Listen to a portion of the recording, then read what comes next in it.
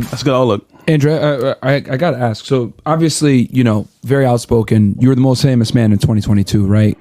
Most Googled man, right? You beat out Trump and Kim Kardashian and everybody else. What comments was it that they had the biggest point of contention with?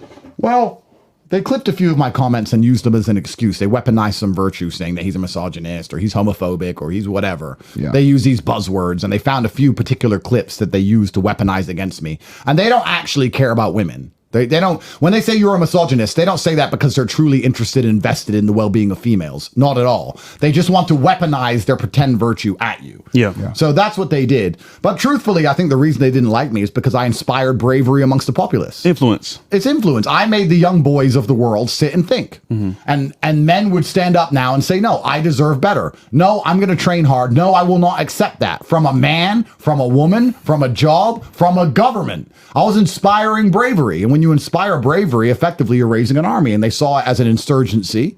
They saw me as a national security threat. They saw people getting in large crowds and protesting under my name. They saw Top G posters everywhere. And the government sat down and thought, this is a problem. And we have to deal with this problem. This man is inspiring rebellion or inspiring a degree of discontentment with the Matrix organized and Matrix purported agendas, especially among the subgroup of the populace that they have the largest problem psyoping, which is the young military age males. They need men more than ever.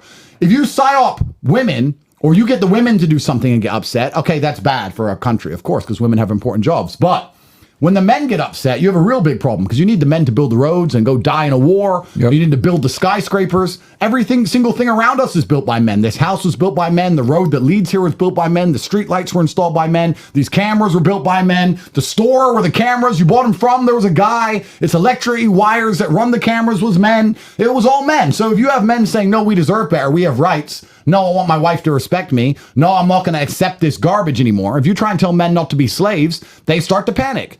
And the large power structures thought, well, let's do the standard operating playbook. Let's accuse him of a sexual crime.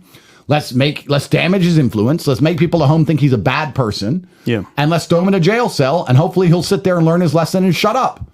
And that's what they attempted to do. And it wasn't necessarily any particular thing I said. It was just the influence I had amongst the subsect of the demographic that they fear the most. And we've seen many other people be accused of what? The same thing. Russell Brand.